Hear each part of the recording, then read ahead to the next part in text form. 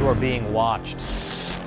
The Chinese government has a secret system, a machine that spies on you every hour of every day.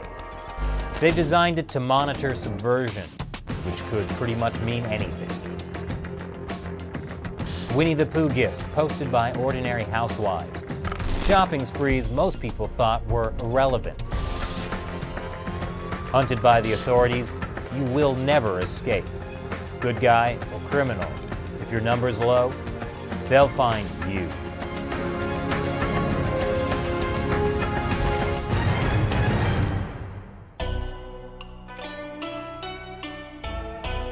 Welcome back to China Uncensored. I'm Chris Chappell, and I know who you are too. Just kidding. Only a tyrant would monitor everything you do online, or possibly your mother. Hi, Mom.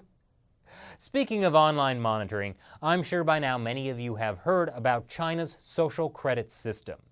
China's State Council released an outline for a social credit system back in 2014.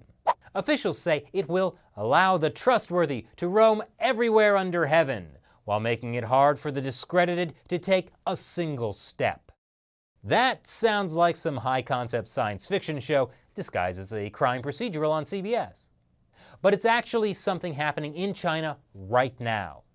The idea is that 1.4 billion people will be monitored and given a score, determined by everything from credit history to behavioral habits to even the social media behavior of their friends and family, which is horrifying.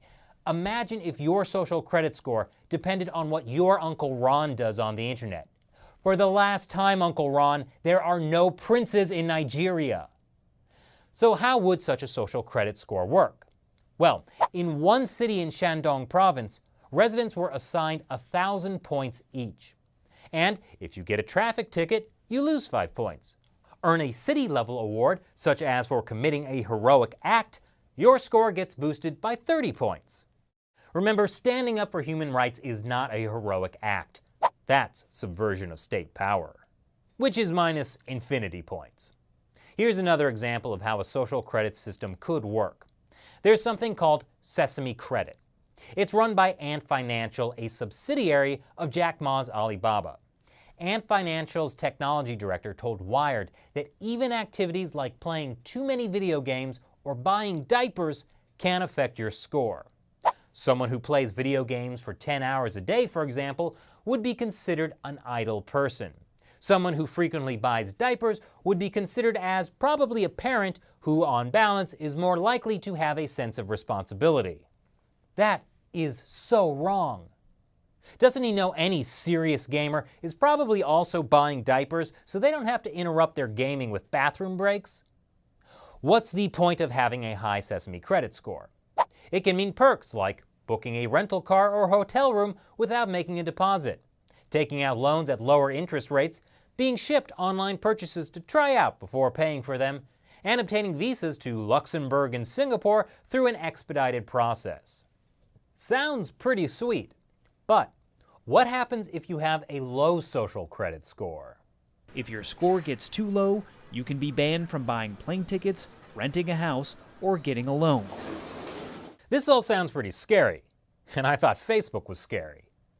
Facebook gathers a huge amount of information about its 1.4 billion daily users. Things like age, gender, relationship status, what kind of groceries you buy, even the square footage of your home. Wow, Facebook is scary. And also, top-notch reporting from that guy. But China also has 1.4 billion users, or as they're sometimes known, citizens. And the Chinese regime wants to collect data on them for a different reason.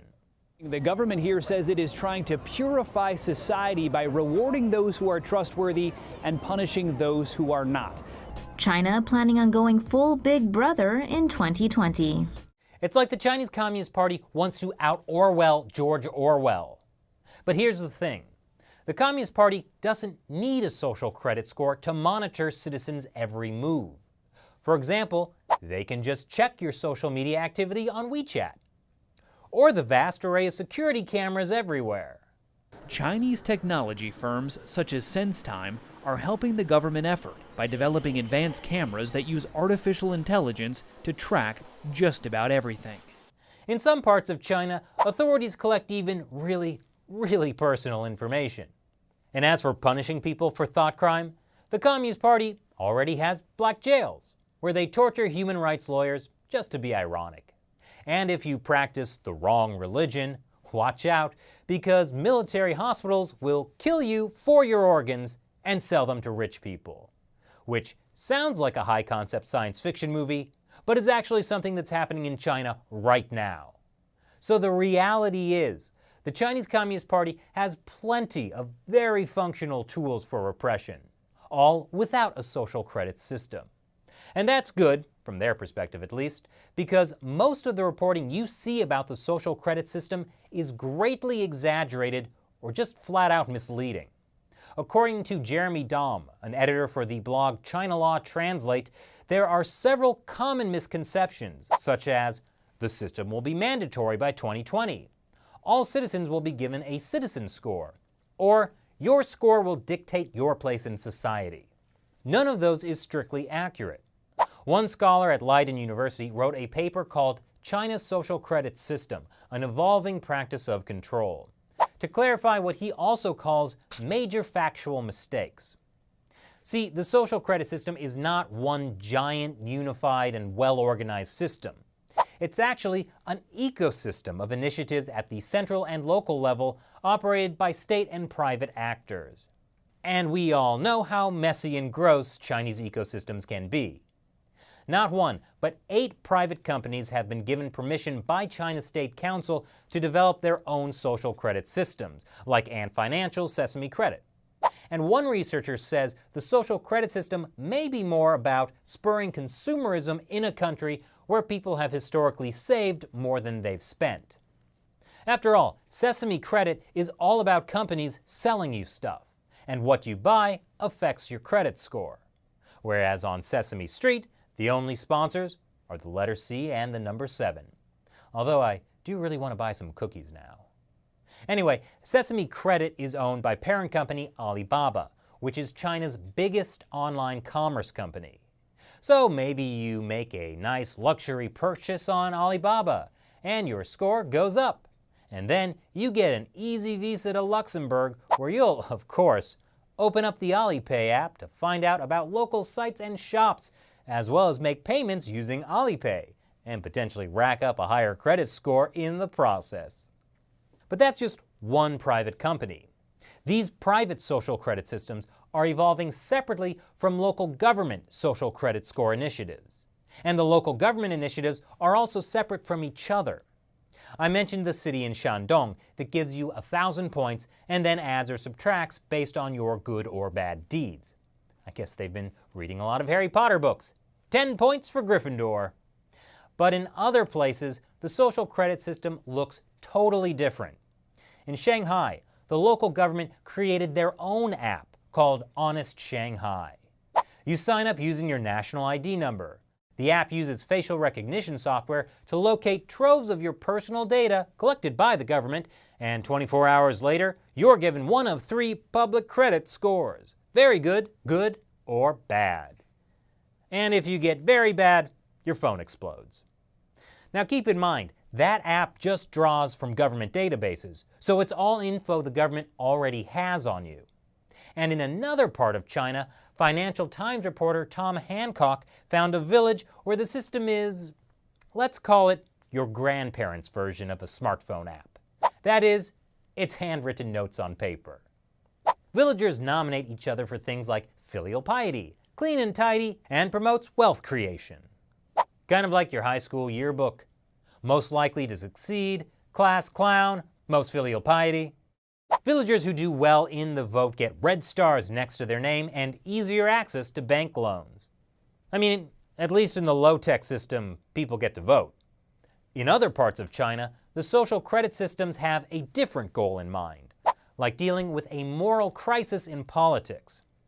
Basically, there's a growing perception that the central government is weak and local governments are corrupt.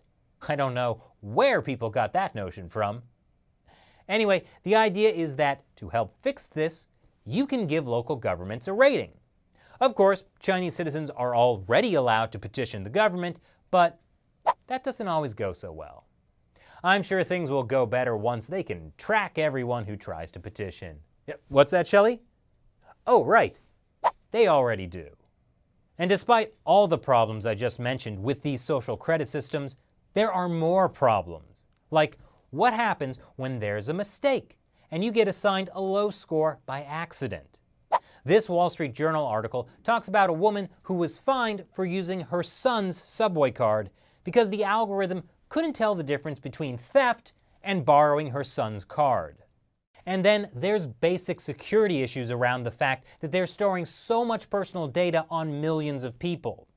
In this expose by Guangzhou's southern metropolis, 2 reporters found that for a few hundred yuan, they could easily gather personal information on anyone in the country, including where they are right this very second. They could also get their hotel booking number, ethnic group, date of birth, ID card number, current residential address, and hotel room number. And for a little more money, they could even find out who you shared that hotel room with. And for even more money, they could find out about that time you binge-watched all 7 seasons of Gilmore Girls in one weekend. Hypothetically. So how is it possible that reporters, or really anyone, can get access to that supposedly secure data for so many people? Either government and police insiders are routinely selling access to a treasure trove of personal information, or the national databases are vulnerable to outside hacking. But that's beside the point. The real point is, in China, everyone can be Big Brother.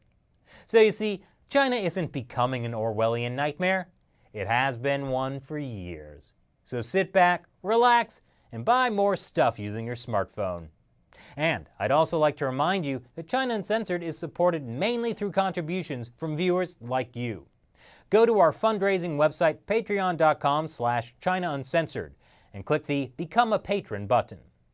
Support China Uncensored with $1 or more per episode, and we have a new perk. I'll answer your questions on camera at the end of my episodes. This is exclusively for you, my supporters. And if you're already a supporter, thank you so much. Leave your questions for me. And to everyone else, thanks for watching this episode of China Uncensored. Once again, I'm your host, Chris Chappell. See you next time. Thanks for watching. It's hard for a controversial show like China Uncensored to get advertisers, and a lot of our YouTube videos get demonetized. And that's why we rely mainly on your support. So click this orange button to visit our Patreon website and help us make China Uncensored even better.